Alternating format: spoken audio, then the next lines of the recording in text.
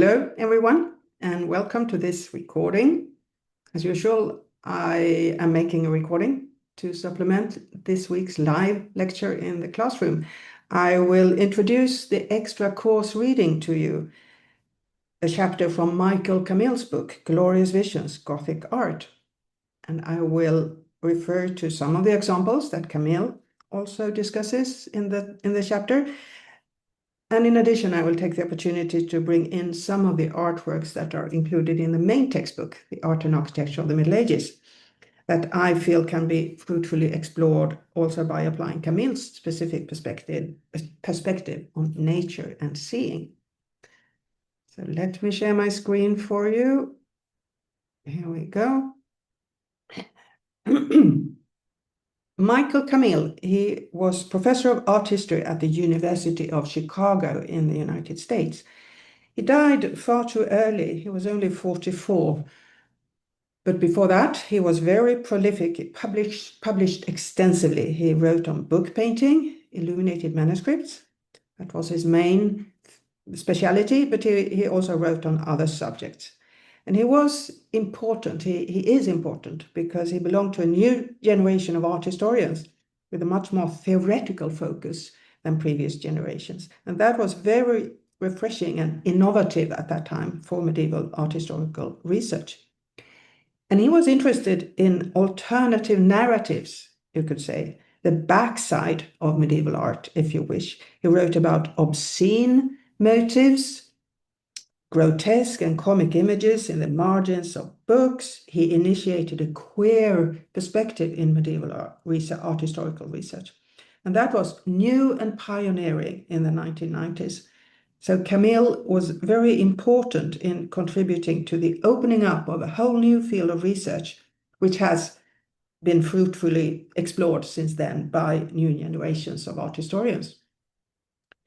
The topic of this chapter that we read for this course, New Visions of Nature, the topic is the role of the natural world, the created physical world in medieval art, how nature and landscape, but also living creatures, including man, are represented in medieval art, and what this reveals about how the natural world and everything in it was perceived and understood in the Middle Ages. So not just how nature and the physical world were represented, but what this tells us about the approach to nature in the Gothic period, which in Camille's book covers the 300 years from the mid-12th century to the early 16th century. And I imagine that this topic may be of particular interest to you as Chinese students, given that one of the things that I have learned about East Asian art during my months here in Hong Kong and in East Asia is that the nature has a totally fundamental, essential role in the artistic traditions of China and of East Asia, also Japan and Korea. Landscapes and the changing seasons are the primary motives in East Asian art, not the human figure. But in the European artistic tradition, it is exactly the opposite. So ever since ancient Greek and Roman art, the human figure has been the main motive, with nature and landscape being of secondary importance. And this is true right up to the early modern period, to the 16th century. So in medieval art, in Western medieval art, in contrast to Chinese art, we don't find landscape or nature depicted for its intrinsic value. Landscape views depicted or shown in order to highlight their intrinsic value as nature, as landscape. This comes later. This is a so-called Weltlandschaft, or world landscape, painted by a Netherlandish painter, Joachim Patineer, in the 1520s, so the early modern period. And Joachim Patineer's Weltlandschaft, world landscapes, he has done several paintings of this kind. They are often seen as the first actual landscape paintings in Western medieval art, where the landscape is the main motive and mythological elements are reduced to a minimum, but they are still there. The title of this painting is The Flight to Egypt. So it is the Holy Family, Joseph and Mary and the baby Jesus, that you see on traveling or escaping from persecution and fleeing to Egypt. So it is an episode in the Bible that is the kind of mythological or religious topic of the painting, but the main motive is still the landscape in Patinier's composition. So his painting does offer a landscape scenery that is enjoyable very much as such, but at the same time, it does provide a setting for representations of biblical episodes. In this case, in other paintings, there are saints' legends. So his world landscapes, in that sense, connect backwards in time to the medieval understanding of nature. And in the Middle Ages, nature was, the understanding was essentially spiritual. Nature was a divine creation that was filled with symbolic references to higher things. Everything to the medieval mind in nature spoke of God. And since God had created the natural world and infused it with symbolic meaning, it could be deciphered as such. It could be read to reveal the true knowledge of its creator or God. Saint Augustine, who is one of the so-called church fathers and founders of Christian theology, he described the nature and the Bible as a 2-volume set of books. Both books are written by God and filled with divine knowledge. So if you knew how to read the nature as a book correctly, it revealed higher spiritual truths. Or put differently, what we see around us and call reality, or what medieval man saw around him and called reality, that was merely an exterior, an outer surface that covered an invisible higher reality, the supernatural that exists beyond the world we see around us. And to interpret natural phenomena symbolically or allegorically, to interpret natural phenomena as signs that point beyond themselves to higher truths, that is to read the book of nature, to read the invisible in the visible. In nature's book, the divine truths are revealed to us in forms that are recognizable and decipherable to us if we just know how to read them. And the miniature that I have included here on this slide is taken from a so-called bestiary from around 1300. It's an example of this kind of symbolical deciphering or interpretation of natural phenomena. It shows a peridection tree, doves roosting in a peridection tree. And the peridection tree, that's a mythological tree that in medieval mythology was understood to grow in India. And the peridection tree has a sweet fruit that doves enjoy eating. But serpents who enjoys eating doves, the serpents are afraid of the peridection tree and of its shadow. So serpents wait for the doves to stray from the protection of the tree so that they can attack them. And most of the doves on this little miniature are safe in the tree, but 2 doves have very, very carelessly left the safety of the tree and are perched on the tails of these snakes or dragons or mythical dangerous beasts. And this motive, the peridection tree with the doves and the snakes, or the reptiles, perhaps we should call them, if it is interpreted as it is intended to, symbolically or allegorically, it is a reminder of salvation, Christian salvation. The tree represents Christian faith, and the doves are the Christian souls, or the Christians, the believers, the followers, and the serpents are the devil that wait beneath the tree to take those who leave the safety of the tree, the safety of the church. And this image, as I said, is taken from a bestiary. A bestiary is a genre, a literary genre, medieval genre kind of text, which is a primary example of this allegorical understanding of nature. So bestiary is a dictionary of animals. In a bestiary, the animals are described, and their symbolical or allegorical religious significance is explained. So this is another bestiary, an English bestiary, slightly older than the previous one. And it tells us about the lion with no less than 3 images of lions. And the accompanying text informs us that the lion has 3 natures. This is the natural description of the lion. When a lion is walking in the mountain and sees that it is being hunted, it erases its tracks with its tail. It always sleeps with its eyes open, and its cubs are born dead and are brought to life on the 3rd day when the mother breathes in their faces or the father roars over them. And that's exactly what we see on these 3 images to the left. And then this is explained, the allegorical or higher inner invisible meaning of these outer signs, the behavior of the lion, are explained. The 3 main natures of the lion each have a meaning. The lion erasing its tracks with its tail represents the way Jesus concealed his divinity, only revealing himself to his followers. And the lion sleeping with its eyes open represents Jesus, physically dead after crucifixion, but still spiritually alive in his divine nature. And the lion, roaring over his dead cubs to bring them to life, represents how God the Father woke Jesus after 3 days in his tomb.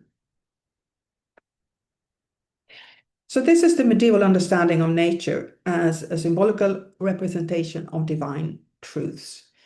But this didn't prevent artists from copying the forms of the real physical nature in stone. This is the famous Leaves of Southwell Minster, which is a monastery, an abbey in England. And the leaves are found in a gallery, not in the actual church, but in the chapter house, the meeting house of the monks, the Leaves of Southwell Minster.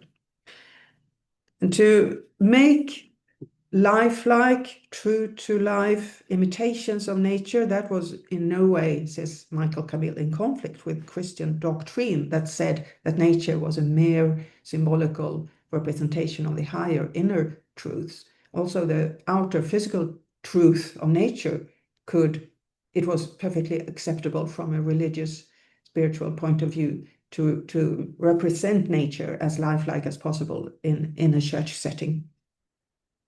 So the Leaves of Southwell Minster were not at all antithetical to the theological message of the church, but they do represent something new, a new importance given to human perception and sensation, the testimony of our senses as a means of religious worship.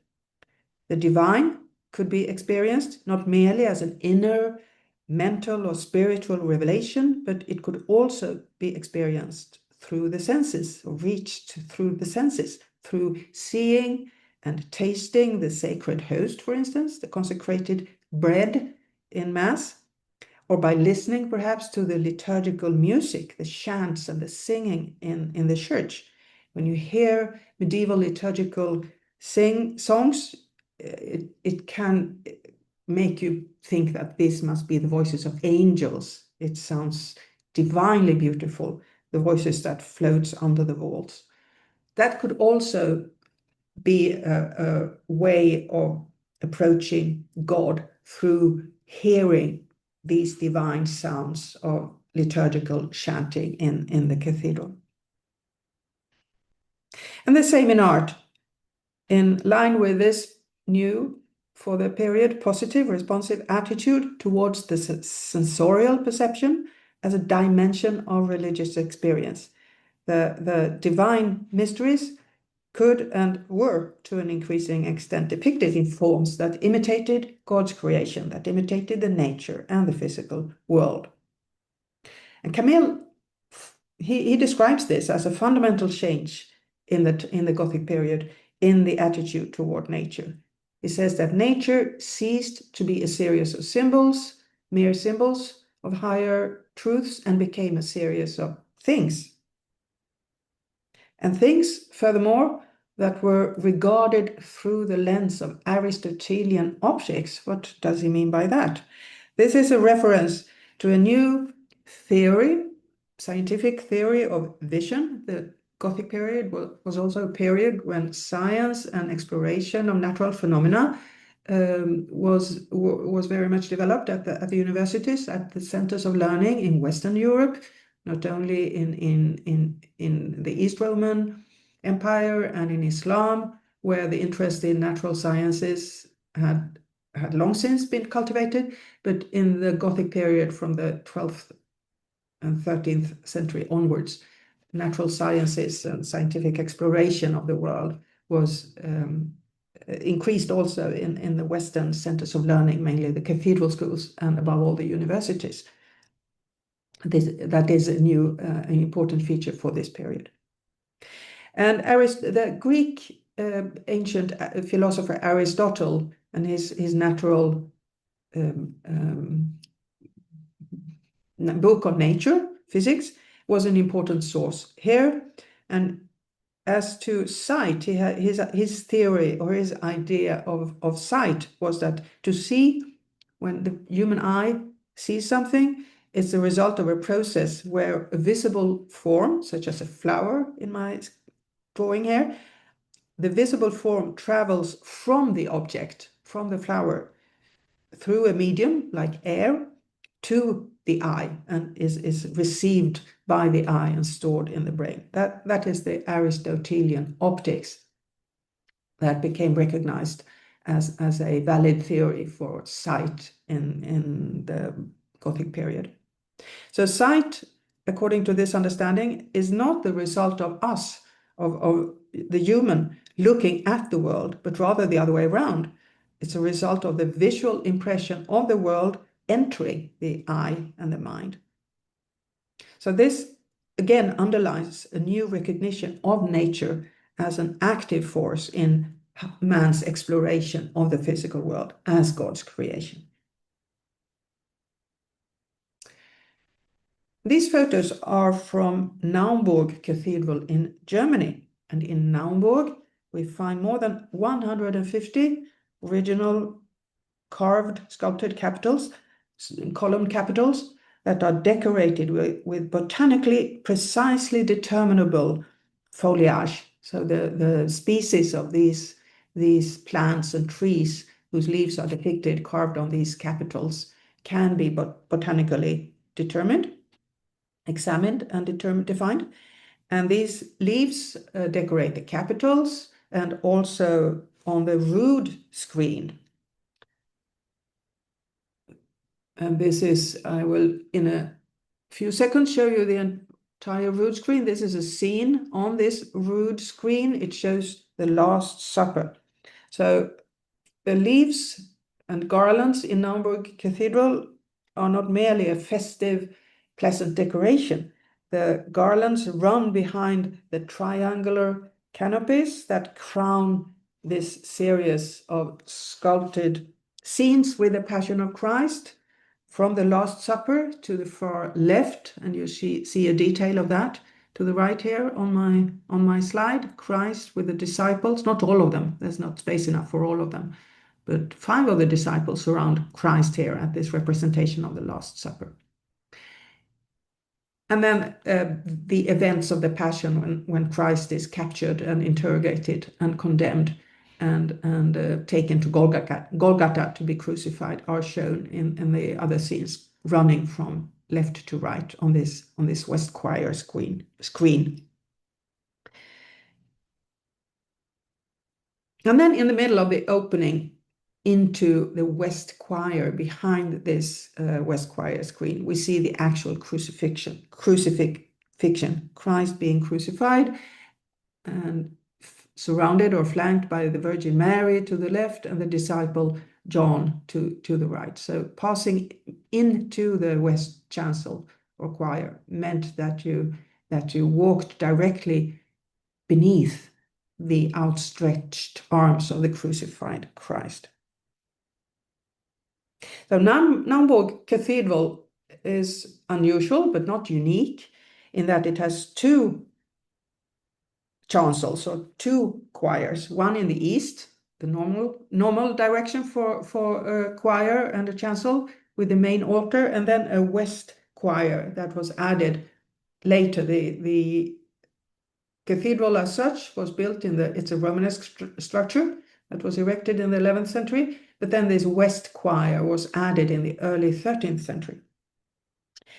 And the most famous feature in the west choir are the donor figures, a set of sculpted life-size figures that go further in their lifelike representation than almost anywhere else in Europe during the Middle Ages. And these are not saints. We normally meet saints and biblical figures in art in a church space, but these are historical figures who have once benefited the church. They are donors, known historical people, Eckehart and Uta to the left, Hermann and Reglindis in the middle, and Gerburg to the right. These have existed once, but long ago. They had been dead for centuries when these sculptures were made. So you can't really call them portraits because there's no way of knowing if Eckehart and Uta and Hermann and Reglindis and Gerburg looked like this. They lived in the 11th century perhaps and were long since dead when these statues of them were made. And amazingly, the founders that are depicted here, they have individually crafted faces, and they assume varied and expressive poses, like they look like actors in a play, very expressive, very dramatic, very capturing. And the gestures of their hands, the way they grasp their clothing, that's particularly expressive. And this is also emphasized by the polychromy, the coloring, which is reconstructed in modern time, but corresponds to the polychromy, the coloring that was an integral part of all sculpture during the Middle Ages. So this may lead you to believe that although Eckehart and Uta and Hermann and Reglindis and Gerburg weren't available for the sculptor in the mid-13th century, he must have used living models taken from somewhere when he created these donor figures. But that is unlikely. That was not the way medieval artists worked. And if you look closely, the faces in Naumburg of these three beautiful women, they are composed of a fixed set of elements. The eyes and the mouth and the nose, they are kind of standard elements in the sculptor's repertoire that he can manipulate in various combinations to create this varied and very realistic, amazingly lifelike result. So the idea that he had live models to work after is anachronistic and ahistorical and probably not the case, although you may be forgiven for thinking so.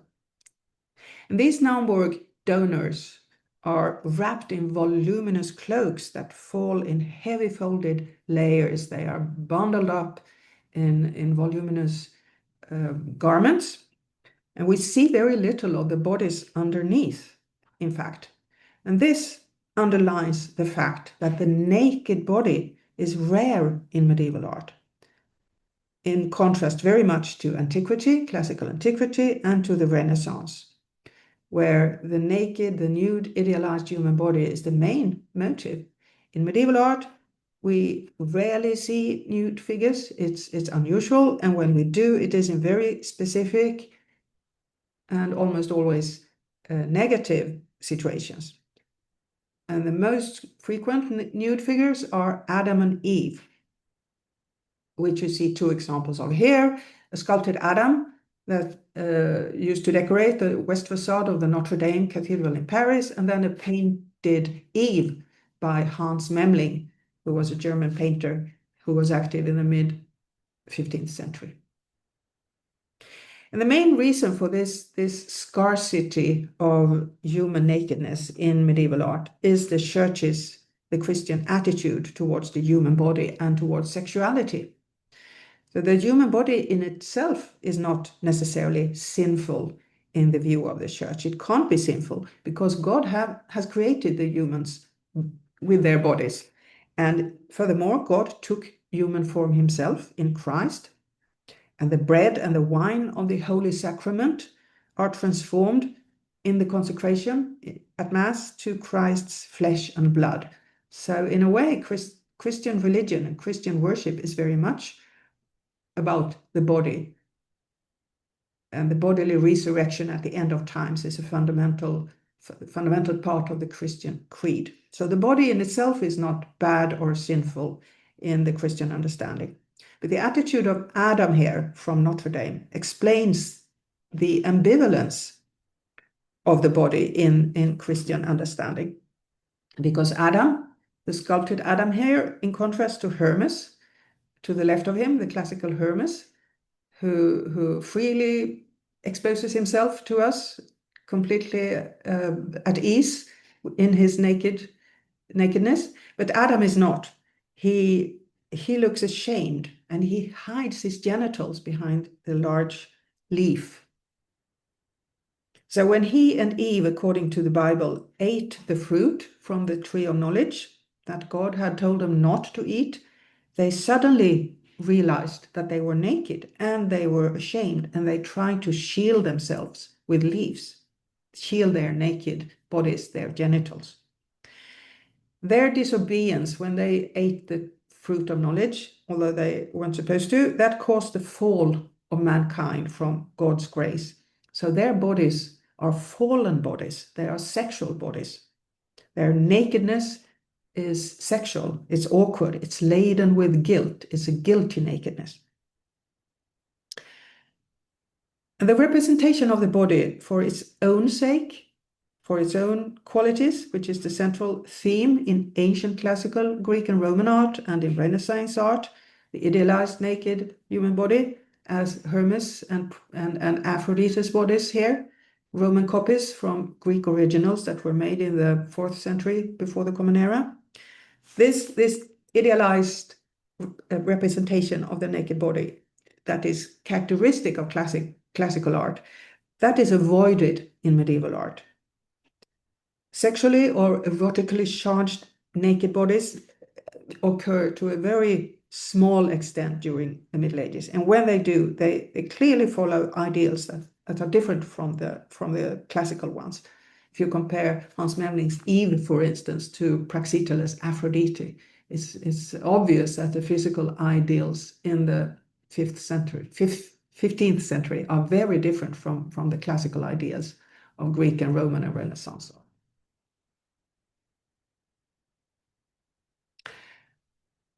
Now, for a change, natural scenery in a non-sacred, non-Christ or religious context. These are murals in the so-called Chambre de Cerf, or the Room of the Stag, in the papal palace in Avignon, which is in South France. This palace, papal palace, it was the residence of 7 popes, 7 successive popes in the 14th century. This was due to a major conflict in the 14th century between the papacy, the pope, and the French king. The French king intervened in the election of a new pope in 1305. And the French king, he forced through the election of the Archbishop of Bordeaux, who was a personal friend of the king. And in order to escape the power of the Curia, the papal administration in Rome, this new French pope, he moved his court to Avignon in South France. And 6 popes after him stayed in France, and this papal palace was their residence. So the Chambre de Cerf is located in the papal palace, but it's not a chapel or an oratory, a sanctuary. It's a secular space. It was the study room, the workroom of the Pope. So the garden on the wall, painted on the walls, need not be interpreted as the Garden of Paradise, the Garden of Eden, or as a specifically religious setting. But it would be a mistake, says Michael Camille, to perceive it as a depiction of nature for its own sake. It should be seen as an illustration of social distinctions and hierarchies in relation to nature, says Michael Camille. It is a tamed, cultivated nature we see. It's not a natural wild landscape. It's cultivated nature, a landscape or a garden that is mastered by man who exploits the resources of nature by hunting and fishing and picking fruits. It's not a dangerous wilderness, it's a cultivated nature. And socially speaking, the target audience for representations like this enjoyable landscape on the walls of the Chambre de Cerf, the target audience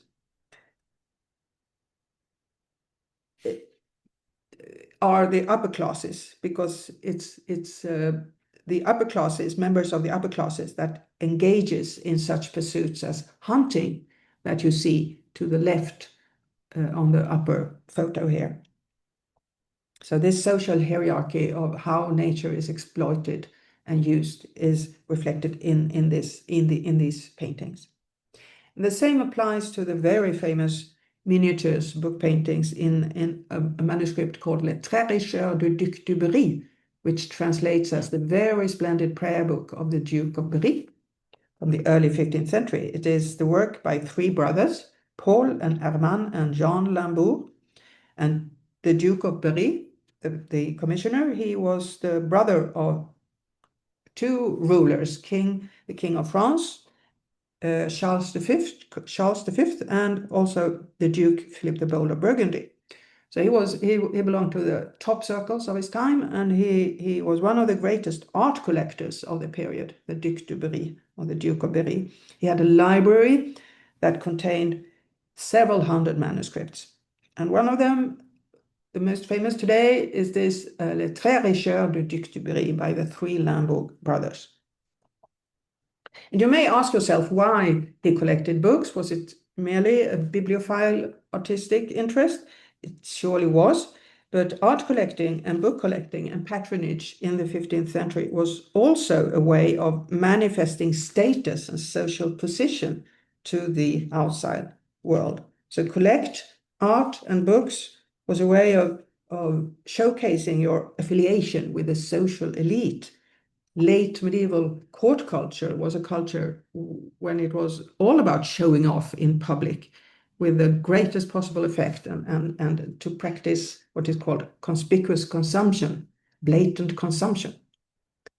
And Les Très Richeurs, the very splendid prayer book, is a compelling expression, you could say, of such luxury consumption. It's a prayer book, breviary in the specialized language of book experts, with illustrations, large and small scenes from the Bible, from the Old and New Testament. There are legends of saints, but it is best known for 12 full-page calendar images, that one for each month of the year. And these paintings, they show forests and fields and various pursuits belonging to the months and the seasons of the year.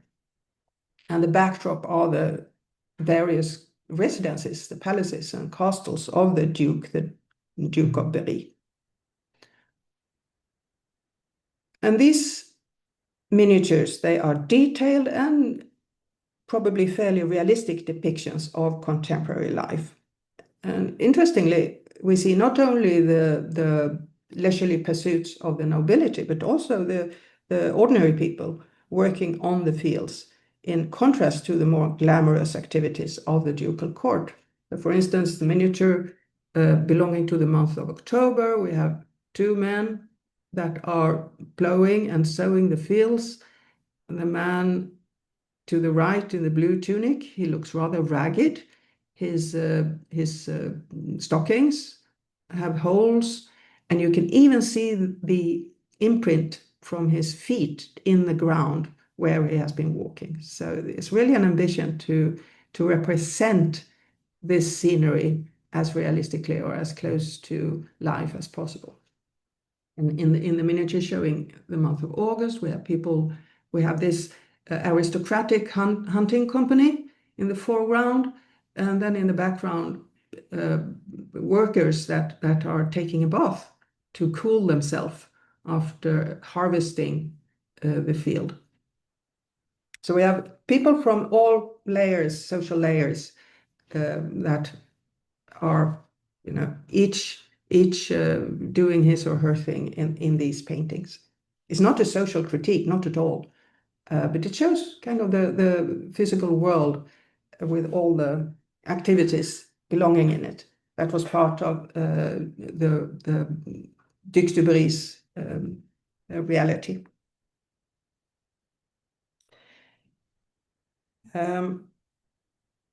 And these paintings may seem fairly worldly, but the context is religious, because the calendar that faces the miniatures, one for each month, records the church feasts that are celebrated, in this case, in the month of October.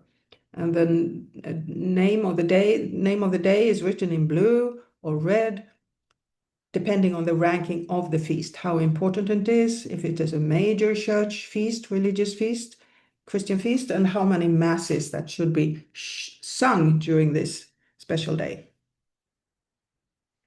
And we should look at a page like this from another manuscript through a similar lens. It's a hunting and hawking scene. So again, this noble pursuit of hunting with birds, with prey birds, that was a very popular pastime among nobles. Michael Camille, he discusses this miniature from an Italian manuscript, and he points out that the composition or the layout of this page reflects a new and more coherent view of nature, says Camille. The birds here are shown not like isolated specimens on a page, but they are shown in flight, as in real life. In the margins, they are seen from a distance. They are carefully distinguished in the flight type and flock pattern of each species. So it is this painting manifests a close observation of nature and an ambition to record the natural behavior of birds in real life, but the context, again, is religious and moral. The illumination is part of a treatise, a text on the 7 deadly vices that led to eternal damnation. And of these vices, the 7 deadly vices, pride was the worst. And that was certainly a vice that nobles, such as the men that are out hunting here, that nobles risked committing. And that's the message. The same message is communicated by this rather horrible, grisly scene, is the 3 living and the 3 dead. It's a full page, or it's an entire spread in a Psalter and Book of Hours, a prayer book, belonging to Bonne de Luxembourg, who was the wife of the French crown prince. So this was in royal ownership. The title of the artist is Jean Lenoir, and the title of this specific scene is "What you are, we were. What we are, you will be." So it's a story or a lesson here. It tells of 3 young noblemen. To the left, one of them is even crowned. So these are aristocrats. They are out riding and on horseback. And then they suddenly encounter 3 rotting skeletons that address them and tell them, what you are, we once were, and what we are now, you will be. So it's a warning, as I said, a lesson. You may be young and careful now, but sooner or later, death and decomposition will be your lot. So take care to die free of sin in order to attain eternal salvation. And Bonne de Luxembourg, in her case, this was an urgent message, because she did die in 1348 of plague, the Black Death, or the bubonic plague, that pandemic that ravaged Europe during the middle years of the 14th century. By various estimations, it killed from 25 up to 60% of Europe's population. It hit differently in different regions of Europe, and it's not easy to make estimations of exactly how many that died, but a fair, sizable amount of Europeans died of plague during these years. And Bonne de Luxembourg, she was one of them. So death and the consequences of death is very much a topic that occupied the minds of the medievals in the later 14th century. And Camille devotes a couple of pages to that. The last example of this chapter, New Visions of Nature, is entitled Bodies and Borders. This is one of Michael Camille's specialities.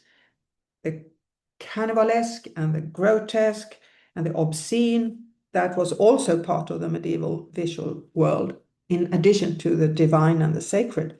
This can be described as a parallel visual universe that exists side by side with the official imagery in the margins of manuscripts and wall paintings and underneath the seats of the choir stalls in the churches.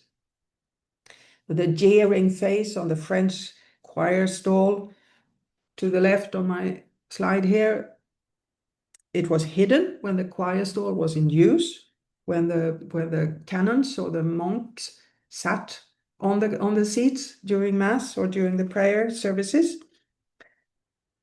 But it could easily be seen at all other times, so it's not really a secret joke. There is a clear message here. They were meant to be seen, and there is a message.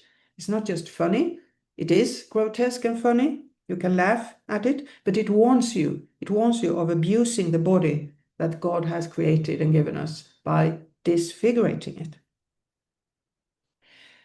And the other three images show marginalia, margin decorations from a book of hours called the Maastricht Book of Hours. It was made in Liège in France in the 14th century. And the Maastricht Book of Hours, it's very rich in the kind of marginal imagery that appears also in many other illuminated manuscripts and prayer books in the 13th and 14th centuries.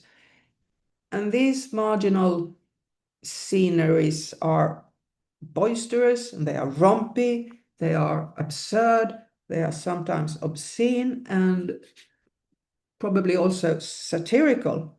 The monk who is playing some kind of violin with a distaff, so it's just a parody of music, and he's accompanying a nun who has lifted up her skirts and is dancing, and that is absolutely not the way the religious monk and nun should behave. So this is transgressive behavior. And on the spread below, there is an astronomer who is gazing at stars. He's standing on a dragon. He's threatened by an hairy ape. And there is a hybrid creature on the other facing page with animal feet and a bishop's head and a second face on his rump that seems to rush on the ape, perhaps to defend the astronomer. These images are absurd and very not easily deciphered or interpreted. And these kinds of hybrid creatures, like the figure with the bishop's head and animal feet and a second face on the behind, these are hybrids. They represent a violation of the order of nature that has been laid down by God.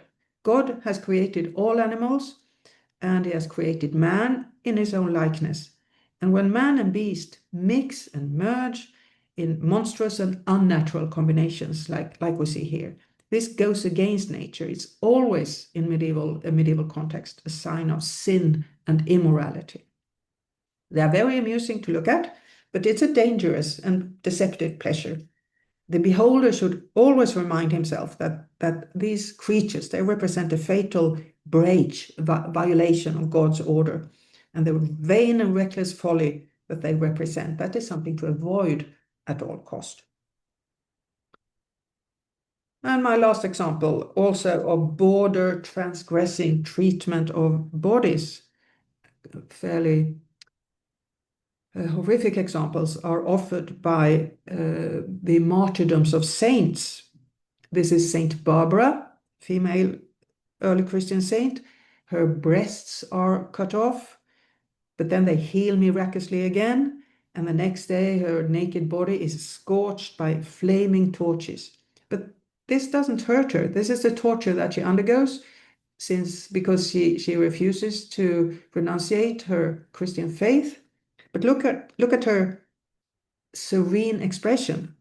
She is subjected to really horrific physical torment, but she defeats her executioners. She rises above the physical. Torture doesn't affect her. And it's not just her, this goes for martyrs in general. Torture and pain doesn't affect them. They are untouched. They are protected by the hand of God. Their wounds often heal during the night. Their faith makes them invulnerable. Martyr legends are unpleasant reading, I must say, not least when it comes to female martyrs. Sexual violence is not seldom an additional element, which is never the case with male martyrs. And in this altarpiece, which is made by a German painter, Meister Franke, is assumed to be the artist behind this altarpiece, and it is today in the National Museum in Helsinki, where it has arrived from the church Kalanti in Finland. What we see here is something quite unmedieval. It is an eroticization, a sexualized representation of the saintly body, which is not typical for the Middle Ages. This is a female saint, a virgin, Barbara, and we witness her victory through her fate because she is untouched, unharmed by the brutal violence. She is that is committed towards her.